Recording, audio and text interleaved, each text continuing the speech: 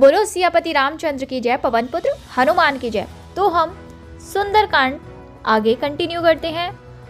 दोस्तों चैनल को सब्सक्राइब कर लो, लाइक करो, शेयर करो एंड कमेंट्स करो।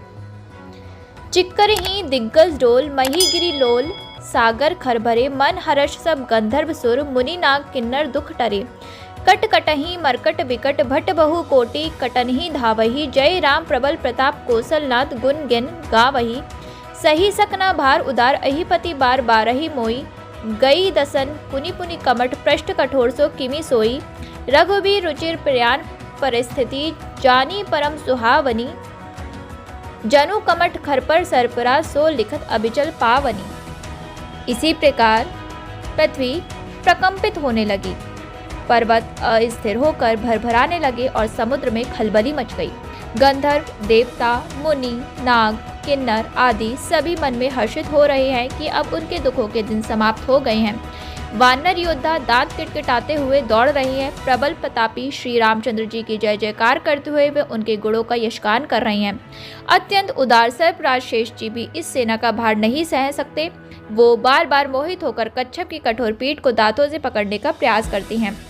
ऐसा करते समय कच्छप की पीठ पर रेखा सी बनाते हुए वे इस प्रकार शोभायमान हो रहे हैं जैसे श्री राम की प्रस्थान यात्रा को अत्यंत सुहावनी जानकर इस पवित्र कथा को शेष जी कच्छप की पीठ पर अंकित कर रहे हों।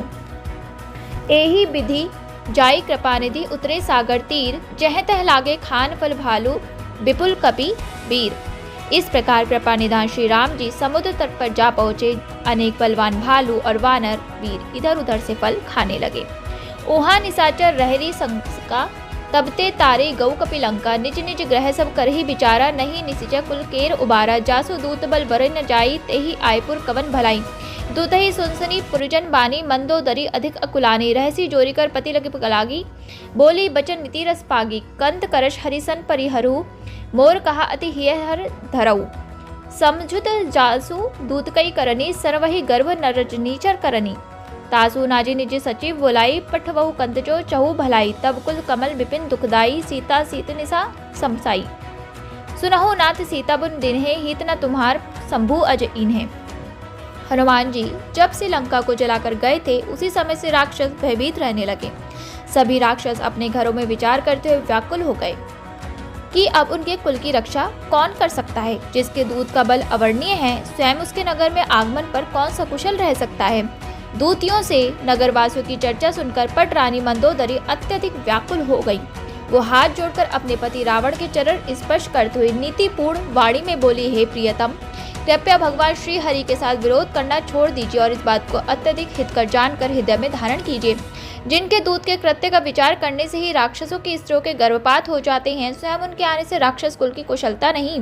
अतः प्रिय स्वामी, यदि आप अपना और राक्षस कुल का कल्याण चाहते हैं तो अपने मंत्री को बुलाकर उसके साथ उनकी स्त्री को सकुशल भेज दीजिए। सीता आपके कुल रूपी कमलों के वन को दुख देने वाली शीतकाल की रात्रि के समान आई है। सीता को बिना लौटाए शिव और ब्रह्मा जी भी आपका भला नहीं कर सकते। रामबान अहिगन सरिस, निकर निसाचर भेग, जब लगी ग्रसत न तब लगी जतनु, करहु तजी टेक।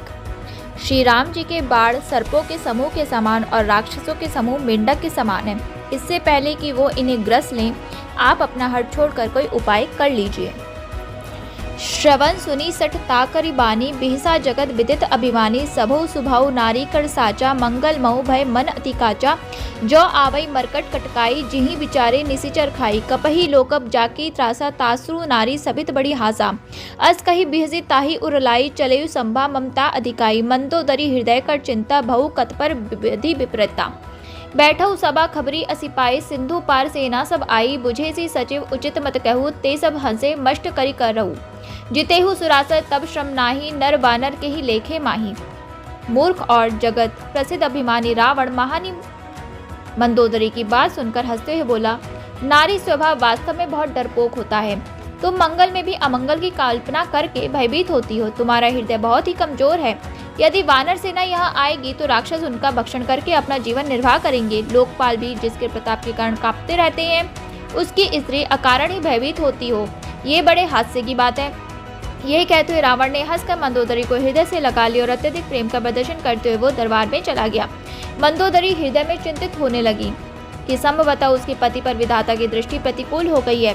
रावण जब दरबार में पहुंचा तो उसे ऐसी सूचना मिली कि शत्रु की समस्त सेना समुद्र के उस पार आ गई है। इस पर उसने मंत्रियों से पूछा कि अब क्या किया जाना चाहिए। सभी मंत्रकर हंसकर बोले, इसमें सलाह करने जैसी क्या बात है। आपने समस्त देवता और राक्षसों को जीत लिया और कुछ भी कठिनाई नहीं हुई, तो भला ये मानव और वानर किस गिनती में है।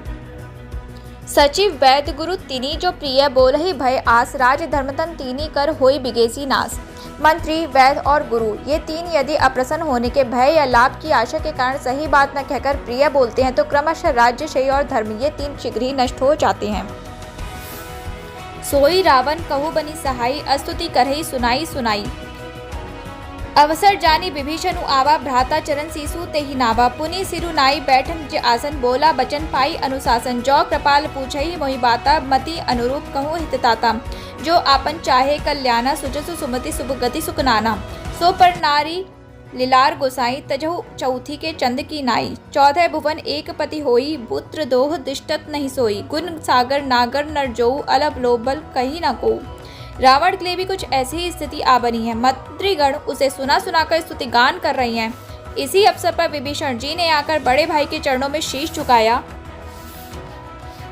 पुनः शीश झुकाकर वो अपने आसन पर बैठ गए और उनकी आज्ञा पाकर बोले, हे कृपाल, जब आपने मुझसे इस विषय में पूछा ही है तो मैं अपनी बुद्धि के अनुसार आपके हित की बात कहना चाहता हूँ। जो मनुष्य अपना कल्याण, सुयश, सुबुद्धि, शुभ गति और विभिन्न सुखों की इच्छा करता है वो पराई स्त्री का चौथ के चंद्रमा की भांति परित्याग कर दे।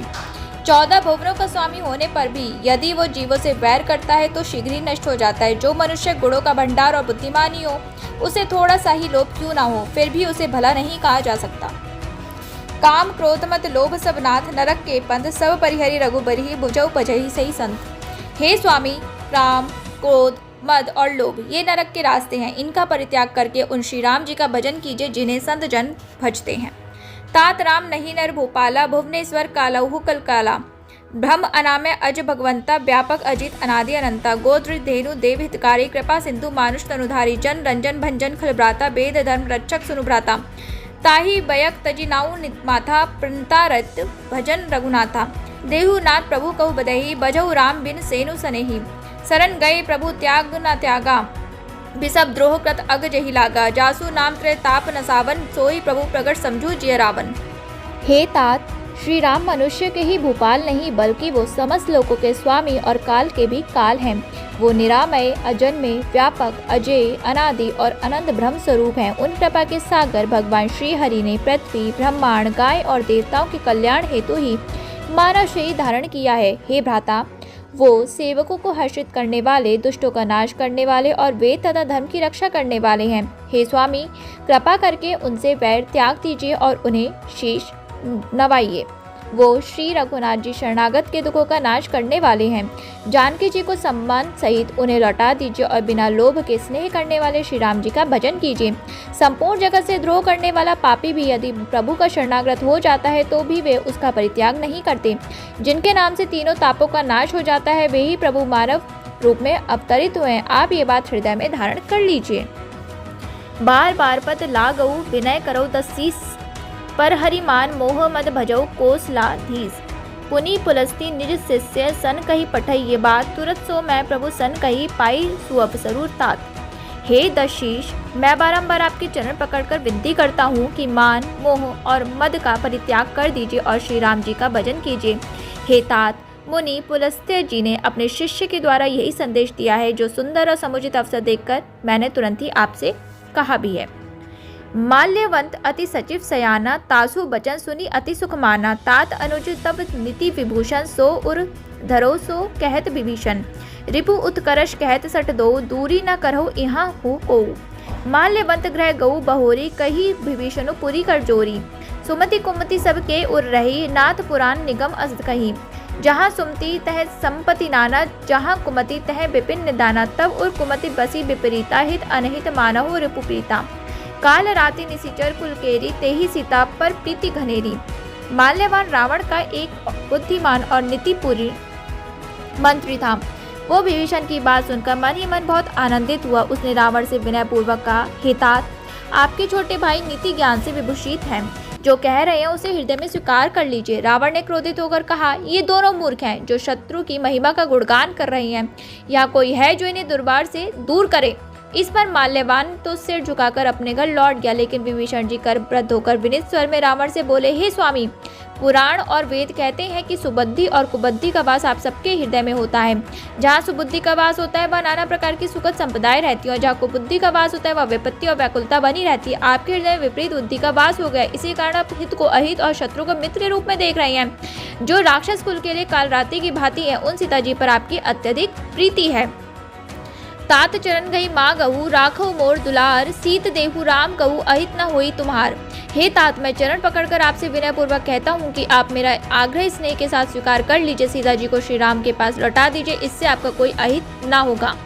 बुध पुराण श्रुति सम्मत बानी कही, विभीषण नीति बखानी, सुरत दसानन उठा रिसाई, खल तो ही निकट मृत्यु अबाई, जिहसी सदा सठ मोर जियावा, रिपु कर पच्छ मूड तो ही भावा, कहसी नकल अस को जग गमाही, भुज बल जाही जिता मैं नाही, ममपुर बसी तपसही पर प्रीति, सठ मिल जाई तनही कहु नीति, अस कही की नहीं चरण प्रहारा, अनुज गही पद बारही बारह, उमा संत कह कही बड़ाई, मंद करत जो करत भलाई, तुम पितु सरिस भले ही मोहि मारा, राम भजे हितनाथ तुम्हारा, सचिव सबले नवपथ गऊ, सबौ सुना कहत अस भऊ।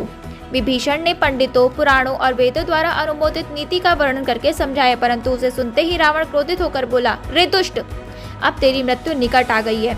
मूर्ख, तू मेरा अन्न खाकर जीवित है, पर तुझे शत्रु पक्ष अच्छा लगता है। दुष्ट, बता, जगत में कौन ऐसा है जिस पर मैंने अपनी भुजाओं के बल से विजय न प्राप्त की हो? मेरे नगर में रहकर तपस्वियों से प्रीति करता है। मूर्ख, उन्हीं के पास जा और उन्हें ही अपनी नीति बता। ऐसा कहकर रावण ने विभीषण को लात मारी, परंतु उन्होंने मारने के बाद भी बारंबार रावण के चरण ही पकड़े। शिव जी कहते हैं, हे उमा, संत की यही महत्ता है कि वो बुराई करने वाले की भी भलाई ही करते हैं। विभीषण जी बोले, आप मेरे पिता समान हैं, आपने मुझे मारा तो ठीक किया, परंतु हे नाथ, आपका भला श्री राम जी का भजन करने में ही है। ये कहकर विभीषण अपने मंत्रियों के साथ आकाश मार्ग में गए और सबको सुनाकर कहने लगे, रामु सत्य संकल्प प्रभु, सभा काल बस तोरी, मैं रघुबीर शरण अब जाऊं, देहु जानी खोरी। श्री राम जी सत्य संकल्प एवं सर्व समर्थ हैं, और हे रावण, तुम्हारी सभा काल की वशीभूत हो रही है, अतः अब मैं श्री रघुवीर की चरण में जाता हूँ, मुझे दोष न देना। अस कही चला विभीषण जबहि, याऊ हीन भय सब तही, साधु अवज्ञा तुरत भवानी, कर कल्याण अखिल कह हानि। रावण जबहि विभीषण त्यागा बहु विभन, बिनु तभी अभाव का, चलऊ हर्षि रघुनायक पाही, करत मनोरथ बहु मन माही। देखऊ जाई चरण जल जाता, अरुण मृदुल सेवक सुखदाता, जे पद परसित तरी रशनारी, दंडक कानन पावनकारी, जे पद जनक सुता उरलाए, कपट कुरंग संग धर धाय, हर उर सर सरोज पद देई, अहो भाग्य में देखो तेई। विभीषण जी जैसे ही वहां से चले, सभी राक्षसों की मृत्यु निश्चित हो गई। शिव जी कहते हैं, हे भवानी, साधु के अपमान से तुरंत ही संपूर्ण पुण्य का नाश हो जाता है। रावण ने जिस क्षण विभीषण का परित्याग किया था, तभी वो अभाग्य और वैभव से हीन हो गया।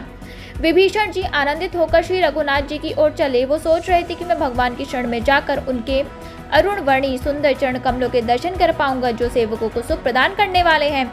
इन चरणों का स्पर्श पाकर ऋषि पत्नी अहिल्या को मुक्ति मिलती, जो दंडक वन के लिए पावनकारी हैं। उन्हें सीता जी ने अपने हृदय में धारण किया है, जो कपट मृग को पकड़ने हेतु दौड़े थे और जो चरण कमल साक्षात शिव जी के हृदय रूपी सरोवर में विराजते रहते हैं। अहो भाग्य है कि आज मैं उनके साक्षात दर्शन करूंगा।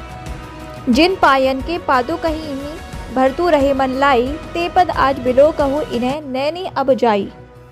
भरत जी ने जिन चरणों की पादिकाओं में अपना मन समर्पित किया हुआ है, आज मैं उन्हीं चरणों के समीप जाकर उनका इन नेत्रों से दर्शन कर सकूंगा।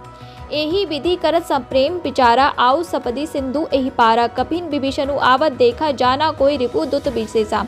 ताही राखे कपीस पही आए, समाचार सब ताही सुनाए, कह सुग्रीव सुनहु रघुबराई। आवा मिलन दसानन भाई, गृह प्रभु सखा बूझे कहा, कई कपीस सुनहु नर चाहा।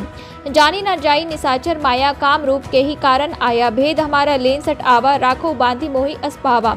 सखा नीति तुम निकी बिचारी, ममपन शरणागत भयहारी, सुनी प्रभु बचन हर्ष हनुमाना, शरणागत बच्छल भगवाना। प्रेम में मग्न विभीषण शीघ्र ही समुद्र पार करके श्री राम जी की सेना की ओर आ गए। वानरों ने उन्हें देखकर समझा कि वे शत्रु के कोई विशेष दूत हैं। पहरेदार वानरों ने उन्हें वहीं रोक लिया और वानर राज सुग्रीव के पास पहुंचकर ये सब समाचार कह सुनाया। सुग्रीव श्री राम जी के पास जाकर बोले, हे रघुनाथ जी, रावण का भाई आपसे मिलने के लिए आया है। प्रभु श्री राम जी ने कहा, हे मित्र, इस बारे में तुम्हारे क्या विचार हैं? वानरराज ने कहा, हे महाराज, राक्षसों की माया को कोई नहीं जानता कि इच्छानुसार रूप बदलने वाला ये छली किस कारण आया है। संभवतः ये मूर्ख हमारा भेद लेने आया है, अतः यही उचित है कि इसे बांध दिया जाए। श्री राम जी बोले, हे मित्र, तुमने नीति संगत बात कही है, लेकिन मेरी प्रतिज्ञा है शरणागत को भयमुक्त कर देना। प्रभु श्री राम की बात सुनकर हनुमान जी बहुत आनंदित हुए और मन में कहने लगे कि भगवान श्री राम बड़े शरणागत वत्सल हैं। शरणागत कहूँ जे तजहि निज अनहित अनुमानी, तेनर पावर पाप में तिनहि बिलोकत हानि। श्री राम जी फिर बोले, जो मनुष्य अपने अहित का विचार करके शरणागत का परित्याग कर देते हैं वे पामर और पापमय होते हैं, उन्हें देखने तक से पुण्य की हानि होती है। कोटि विप्र बद लागहि जाऊ, आए सरन तजहु नहीं ताऊ। सन्मुख होई जीव मोहि जबसी, जन्म कोटि अगनासहि तबहि।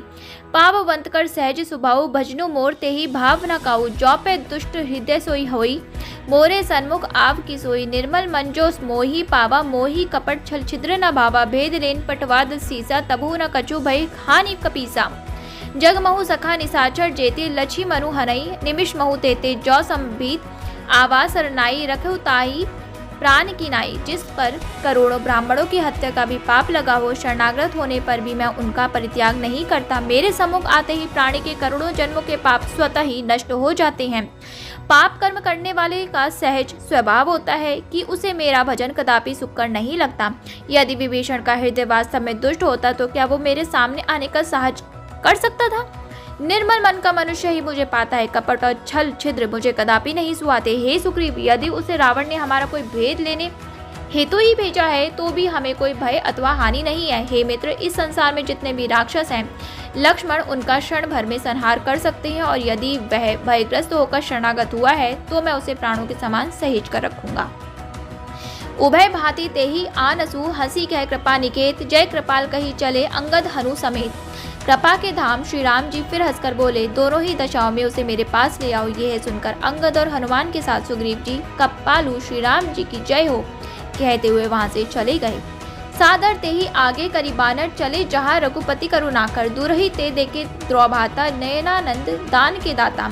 बहु ही राम छिबी दिविधाम लघुरो की, रहु कटकु एकटक बल रोकी। भुज प्रलम्ब कंजारुन लोचन, श्यामल गात प्रणत भय मोचन। सिंध कंद आयत उर्सोरा, आनत अमित मदन महु मोहा। नयन नीर पुलकित अतिगाता, मन धीर धरी कही मृदु बाता। नाथ दसानन कर में भ्राता, निशिचर बंस जन्म सुत्रताता। सहज पाप प्रिय तामस देहा, जथा उल्कुहि तम पर नेहा। वानर विभीषण जी को सम्मान आगे करके करुणानिधि श्री रघुनाथ जी की ओर चल पड़े।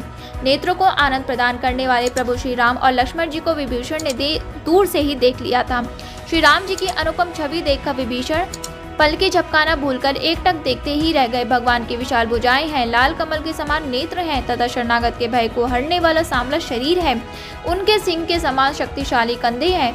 विशाल वक्ष स्थल अत्यंत शोभायमान हो रहा है। असंख्य कामदेवों का मन मोहित करने वाला मुख है। प्रभु का सुंदर स्वरूप देखकर विभीषण जी के नेत्र प्रेमाश्रुओं के जल से भर गए और उनका शरीर अत्यंत पुलकित हो उठा। धैर्य रखकर विभीषण कोमल स्वर में बोले, हे नाथ, मैं दशानन रावण का भाई हूँ। हे सुत्राता, मैं राक्षस कुल में जन्मा हूँ। मेरा शरीर तामसिक है, स्वभाव से ही मुझे पाप प्रिय है, जिस प्रकार उल्लू को अंधकार सहजी प्रिय होता है।